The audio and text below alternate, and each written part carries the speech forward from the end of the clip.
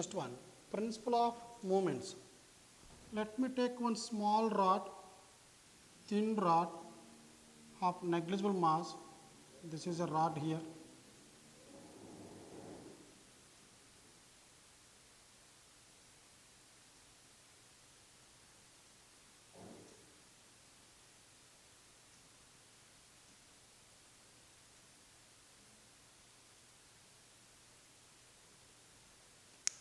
It is pivoted at some point, not at the midpoint.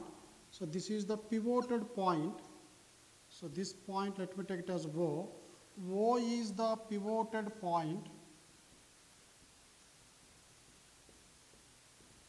or the point where the total rod is supported. So we call it as a fulcrum. Now forces are acting on this rod. This is F1 and this is F2. We know that as this is pivoting or support will give a reaction force on this one. Let us say that reaction force is R here. So this point is called O. A thin rod of negligible mass pivoted at some point is called lever.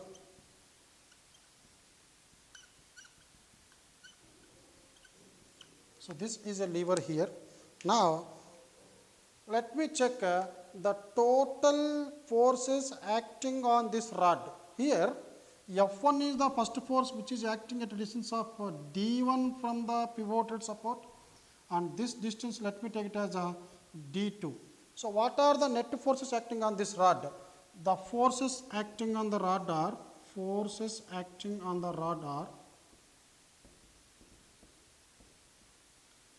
number 1, the downward force F1 and F2. So downward forces F1 and F2, and upward force, one more force is acting on this rod. So this is upward force, which is equal to R. We call it as the reaction force. So as these two forces are applying action, a reaction force will act here. If these two forces, sum of these two forces exactly equal to the upward force, then the sum of these two forces will become 0. Then the system is in translatory equilibrium. So for translatory equilibrium,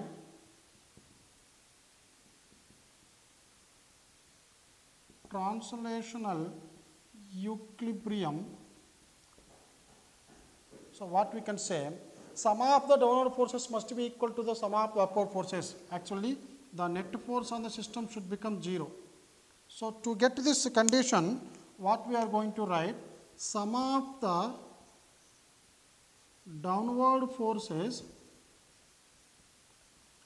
must be equal to sum of the upward forces. Then only the net force will become 0. So what are the sum of the downward forces here? F1 plus F2, it is the sum of the downward forces, and only one force is acting upwards, which is equal to R. So this is the condition. If the rod satisfies this condition, then the rod is said to be in translatory equilibrium. Now let me take the condition for rotational equilibrium here. In rotational equilibrium, what I am going to write, taking moments about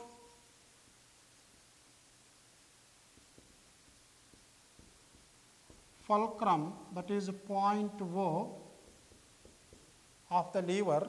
So now from that point, F1 force is acting at a distance of D1. So what I am going to write, F1 D1, whether it is positive or negative. If only this force is acting, the rod would have traveled in anti-clockwise direction. So this is a positive torque. And if only this force is acting and this will be in clockwise direction, the moment of force will be negative due to F2. So now the moment of forces about this point O is given by F1 D1, which is positive, minus F2 D2 is equal to 0 about point O, if you take moments about point O. Then condition is if F1 d1 is equal to F2 d2, then the torque in anti-clockwise direction is equal to the torque in clockwise direction magnitude wise, but opposite direction. So then net torque will become 0, sigma tau is 0, then the system is said to be in rotational equilibrium.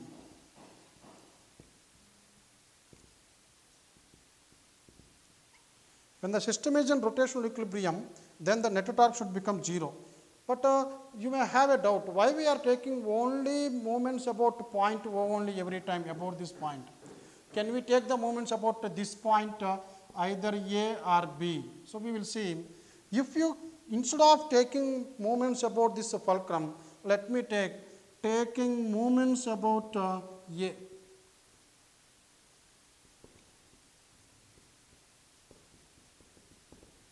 Now, what is the moment of this force about this point? This force is acting about this point only. So, I can write this as force into the distance, that is equal to 0. Actually, here also, in this also, R into 0 we have to write, because about this point, what are the forces? This force, one more force is acting about this point only. So, distance of this one from the application of force is 0. That is why R into 0 we have to write. Now, about this point, what I am going to write? What are the forces? In this diagram, we have 3 different forces. The first force into distance of that force about this point. So, F1 into distance of F1 from point A is 0. So, this will become F1 into 0 plus, what is this R? R is the reaction force. What is this distance here? This is D1 plus, this will be F2, and what is this distance from, not from O, you have to take the moment from this point. From here to here, F2 is a distance of D1 plus D2, D1 plus D2. But remember students, as we said earlier, while we are taking moments about this one, if only this force is acting, this would have moved this rod in this direction. So, this is anti-clockwise direction. So, torque is positive. So, for R D1 I am taking positive here, but F2, the distance between these two is D1 plus D2, this is negative. So, I have to take negative here. Now, we will expand this equation here. So, F1 into 0 will become 0. Now, R into D1 minus F2 into D1 plus D2. But as the system is in translational equilibrium, we can say that R is nothing but sum of the two forces. That means, in place of R, we can write F1 plus F2. I am going to write here F1 plus F2 into D1 minus F2 D1 plus D2. Now, let me substitute this value, F1 into D1 plus F2 into D1 minus F2 into D1 minus F2 into D2. You can see this expression.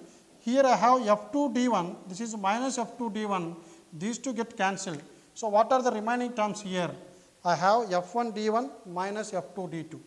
This is F1 D1 minus F2 D2. What is the condition that we have here? F1 D1 minus F2 D2. Already we know that this value is 0. So, F1 D1 is equal to F2 D2. So, here also this value must be equal to 0. So, if you consider or if you take moments about point O or moments about point A, even if you take moments about point B, you will get the same condition for rotational equilibrium. Here, in case of a lever, which is in complete mechanical equilibrium. Why? Because F1 plus F2 is equal to what? Condition for translatory equilibrium. Sigma tau is 0, condition for rotational equilibrium. Then the rod is said to be in complete mechanical equilibrium. So, in case of lever, which is in complete mechanical equilibrium.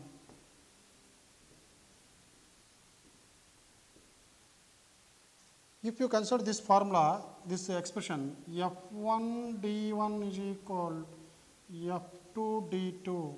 This is called principle of moments. This is called principle of moments.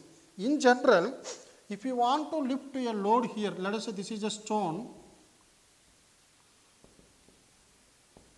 So this is a stone. If you want to lift this stone, let us say we are using a rod here. So this is a rod which is used to lift this stone from the ground. So to lift this stone, I need to apply force here in the downward direction. If I lift it, then we can lift this rod. If I pull this downwards, we can lift this stone upwards. So in this case, this length of this lever is called effort arm. So I will tell here. So this is the generally F1 is the load to be lifted, and D1 is the distance of this effort. We call it as a load arm. Similarly, F2 will be effort we are showing on this one, and this is the effort arm. Now, in general, I am going to write this as, yes, let us say this is the point where it is supported. So we can take it as fulcrum, and this is the load to be lifted. So I am taking this as F1, and distance between these two is D1, where this distance is too large because the total weight is acting downwards here. So that's why the load to be lifted is F1 here. So this distance about this point where it is touching the ground, this is D1, and this is D2. The force that we are applying here is downwards only F2. Now, principle of movement states that if a system is in, here I am going to write, if a system is in complete mechanical equilibrium,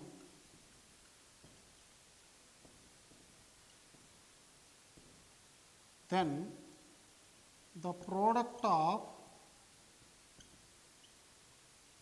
load and load arm is equal to effort and effort arm. So in this case, we know that F1 D1 is equal to F2 D2. So product of load into load arm is equal to effort into effort arm. So what I am going to write here, F1 into D1 is equal to F2 into D2. So this is F1 by F2 is equal D2 by D1. So F1 is the load to be lifted. Here, what is F1? F1 is the weight of the stone. Now, in this case, let us say weight of the stone in this diagram is, let us say this is 200 kgs. So what is the load here?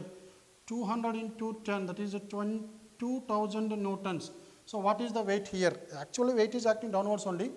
Now this is given by, F1 is given by 2000 by, let us say I am applying a force to lift this load. I am applying a force of only 200 newtons. The force applied is 200 newtons. This must be equal to the ratio between the load, this effort arm by load arm. That is what we can say, load to be lifted by effort to be applied is equal to effort arm length by load arm length. So in this case, in this diagram it is clear that D2 is bigger than D1. So this D2 is bigger than D1. Even in this case also, load is greater than effort applied. So we know that if the length of this lever is, let us say 2 meters, what is the distance of the load arm in this problem? You can cancel this 0, 0, 2 ones and 2 tens. So D1 will be 2 by 10. This is only 0.2 meters. The ratio between the load to be lifted by effort applied is called mechanical advantage. This is a mechanical advantage, which is given by MA is a load to be lifted by effort to be applied. So m dot ma is given by F1 by F2. Remember students, the mechanical advantage of any machine should be greater than 1. So, for ideal machines, very good machines, ma should be greater than 1. So, ma should be greater than 1 for ideal machines or good machines, not ideal, for good machines. Then only that machine will be useful to us. Here, let us say if I want to lift 2000 newtons force load, if I want to apply 4000 effort, then it is not useful for us. That means we need to apply more effort to lift a small load. So, always we have to see that the mechanical advantage of any machine should be greater than 1. Now, in this case, F1 by F2, this can also be written as mechanical advantage can also be written as, we know that F1 by F2 is also equal to d2 by d1, which is equal to effort arm by load arm. That means effort arm, that is d2, for mechanical advantage greater than 1, the condition is effort arm length of effort arm should be greater than length of load arm. That means here the length of this rod should be more than the length of the rod below this stone. Then the mechanical advantage is said to be greater than 1. Now, the next topic is center of gravity. Simply we call it as CG. So, what is this CG? It is a point where the total gravitational torque on the body is equal to 0. You may have the experience of balancing your notebook on your fingertip, or here I am using a cardboard, I am going to balancing this on my fingertip. Here I need to use a trial and error method because I don't know the exact point where I have to apply force. So, to keep this in horizontal position, now I have to apply a force exactly at a single point. So, that point which keeps this in a horizontal position is known as the center of gravity of this body. So, here what is happening, the total weight of this cardboard is acting downwards and my finger is giving an exactly equal and opposite force on this body. So, now what we can say, this cardboard is in translatory equilibrium.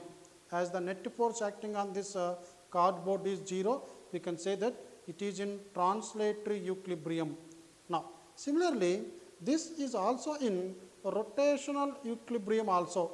How can you say that it is in rotational equilibrium? We know that this cardboard consists of so many particles of masses m1, m2, m3 and so on, and whose weights are acting always downwards in this direction.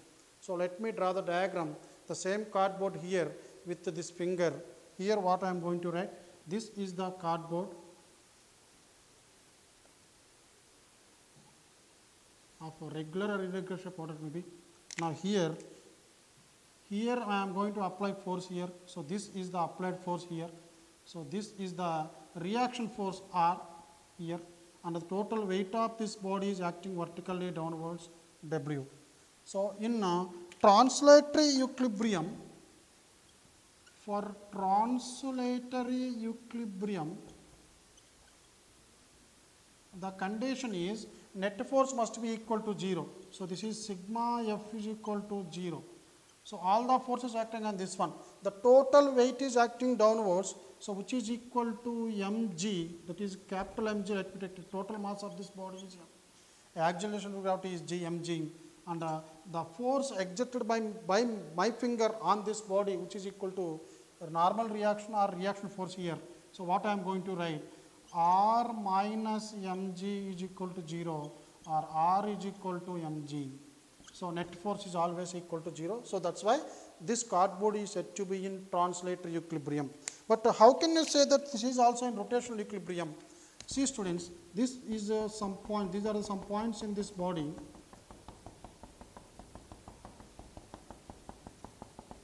So, if you take one of the particle here whose mass m1, weight mg, this is a weight to m2g, its weight is m3g, its weight is m4g.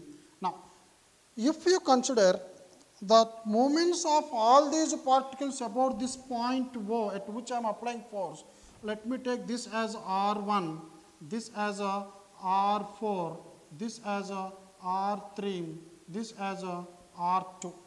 Now, in this case, what happens? If you consider the torques about the point O,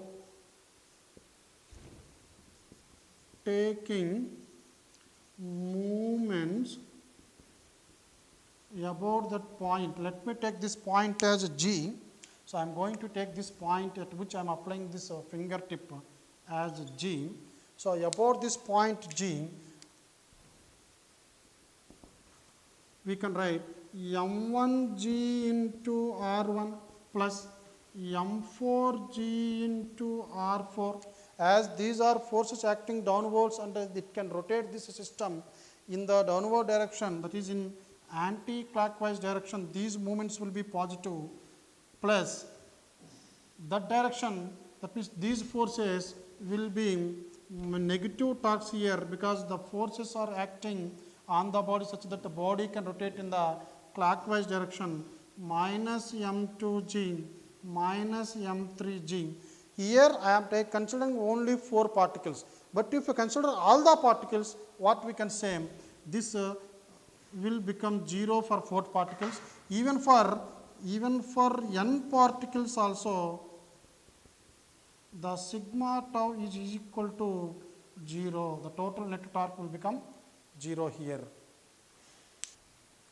Here, what I am going to write, M1G, M2G, M3G, and suppose if you take ith particle here, so MIG and so on, MNG. If you add all these, it should become 0. Then only the system is said to be in a rotational equilibrium. So, for rotational equilibrium, as the sum of all these forces into the distances, this is R1, this is R2, this is R3, this is Ri, and this is Rn. Sum of these forces, or that means weights into distances, if you add all these, if it is 0, then it is said to be in rotational equilibrium. But how can you say that the sum of all these will become 0? As this is not tilting in any direction. When I kept this cardboard on my finger, so it is not tilting in any direction. So, here when I am keeping this finger here, see, it is not tilting in any direction. It is not rotating in any direction. So, no tilting, no rotation, means this is the point where the total gravitational torque on the body is 0. Sum of all these, because these are all the gravitational forces, so I am calling it as a gravitational torque. Torque due to the gravitational force is called gravitational torque. So, what is the definition of center of gravity? It is a point where the total gravitational torque, because the only force that is acting is gravitational force. So, the total gravitational torque about that on this point will become 0, is known as center of gravity.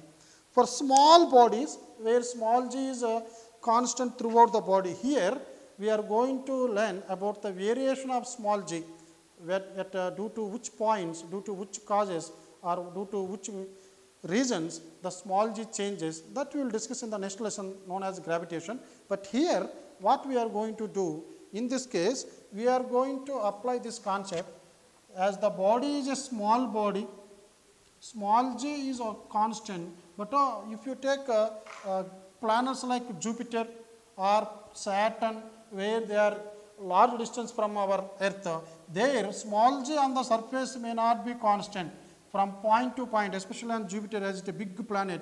Small g here, G1 is not equal to G2, not equal to G3, then we cannot apply this formula. Here, let the mass of this particle in the Jupiter is M1, this is G1, and distance of this one from this point is R1. Similarly, this one M2, G2. Here, G is not constant for big particles, big bodies. So, for big bodies, we cannot say that center of gravity can be determined easily. But why? Because the small g is changing. We remember, students, small g on the surface of earth, we could generally we take it as 9.8 meter per second square. But the small g on earth changes from point to point. If you consider earth, so here as the radius is less, g is around 9.83, but on the equator this is 9.79 only. So small g value changes from point to point on the surface of earth, but if you take the average value on the surface of earth, it will be 9.8. Similarly, small g value on the surface of moon is around 1 by 6 times of this one, that is 1 by 6, not exactly, so nearly 1 by 6 times of 9.8. So this will be 3 2s, 3 3s, 3 2s, 6, 20, 3 6. Once again this will be 3 1s, 1.63. So nearly 1.63 meter per second square. Similarly, small g on the surface of sun is around 32 meter per second square. So on different planets and different places in this universe, small g varies from point to point. Even on the surface of earth, we are taking this as 9.8, but small g changes from point to point. So as it is a huge body, we cannot say that the center of gravity coincides with the center of mass of this one. But for small bodies, for small bodies like this cardboard, the small g at any point remains constant, because the small g in this place in Moody Bidri, let us say this is 9.8094. So at any point on this particles, on all these particles, small g will be constant. So we can take m1g into r1, m2g into r2, m2g, g is constant. So center of mass of this body equal to, that is coincides with the center of gravity. Remember, for small bodies only. Whenever small g changes, that means it is possible only in case of big bodies. Center of mass will not coincide with the center of gravity. So the final conclusion for this one is, please remember this one, center of mass and center of gravity may not be same for bigger bodies where small g varies. So center of mass coincides with the center of gravity only for small bodies. Now for big bodies, center of mass will not coincide with the center of mass will not coincides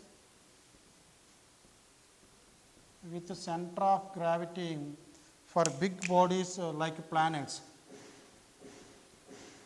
For big bodies, why it is not coinciding means, why? Because this small g is not constant, and you may not have proper idea about the small g, but we will discuss about the variation of small g in the next lesson. Here it will not constant. The main reason is small g varies from point to point for big bodies. That's why these two will not coincide with each other. This is a problem based on that mechanical equilibrium. A non-uniform bar of weight W. Generally, for a uniform bar, the weight acts exactly at the midpoint. Here the total length of this rod is given as 2 meters long. Then if it is uniform rod, the weight acts along this point. But as it is a non-uniform bar, the weight is not acting at the center way. Instead, the weight is acting somewhere here. That means the rod has more weight on left side than on the right side. That's why the weight point has shifted from midpoint towards right. Here it has more mass, less mass here. It's suspended at the rest by 2 strings of negligible weights. Here these blue color lines are the 2 weights whose weights are negligible, means mass when compared to the mass of this rod or weight of this rod, the mass of these 2 strings are negligible.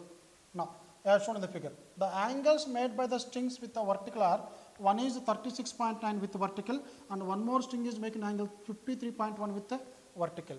Now, the bar is 2 meter long. The total length of the bar is given as 2 meter.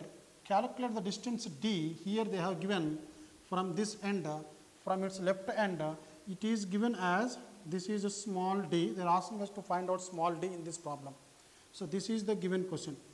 Now, as it is in equilibrium, because here in this problem you can see that the bar is at rest. That's why when the bar is at rest, solution is as the bar is in equilibrium. That means it has to obey translatory equilibrium conditions as well as rotational equilibrium conditions. Now, for translatory equilibrium,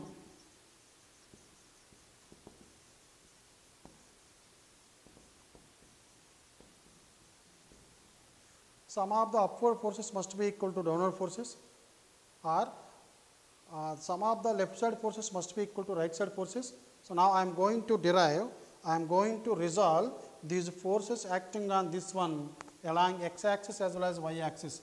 Let the tension in the string is T1 and the tension in the second string, let us say T2. Now, resolve this into two components. Here, as it is theta, this is also 36.9. So, I will take this as theta 1. This will become T1 cos theta 1. This is T1 sin theta 1. Similarly, here if you resolve this, this angle will be theta 2. This is T2 cos theta 2. This is T2 sin theta 2. Wherever theta comes, that component will become cos theta component. Now, here if you consider either the upward force is equal to downward forces, for translatory equilibrium, the total forces sigma fx must be 0, sigma fy should be 0. That means the net force must be 0, sigma f should become 0. So, now let me take the left side force and right side force. On this rod, how many forces are acting along x axis? That is T1 sin theta 1 and second one T2 sin theta 2. So, what I am going to write, for sigma fx is equal to 0, I can write T1 sin theta 1 is equal to T2 sin theta 2. So, what is T1 is unknown, sin theta 1 which is equal to 36.9 degrees is equal to T2 sin 53.1 degree. Bring this one this side because T1 and T2 are unknown values here. So, I am finding the relation between T1 and T2 which is given by sin 53.1 degree by sin 36.9 degrees. You know how to find this value from logarithm book. So, here you have logarithm book here. So, sin 53.1 is 0.7404. This is sin 53.1 and sin 36.9 is 0.5477. Remember students, logarithm books will be provided in the exam hall itself for solving problems in PUC. So, exam center will provide these logarithm books. So, directly from that one you can find these values, you can consider these values. Now, this is you can use a calculator, you can take your own calculator to the examination hall. They will not provide the calculator, but they will provide the logarithm book here. So, now this will become 0.7404 divided by 0.5477 is 1.3518. Now, I got the relation between the tensions, two tensions which is equal to T1 by T2 is equal to 1.3118.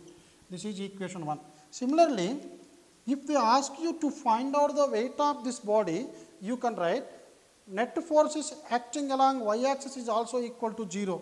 So, here to solve this problem that is not required, but I am showing that one also. Net force along y axis is 0. Sum of the upward forces must be equal to downward forces.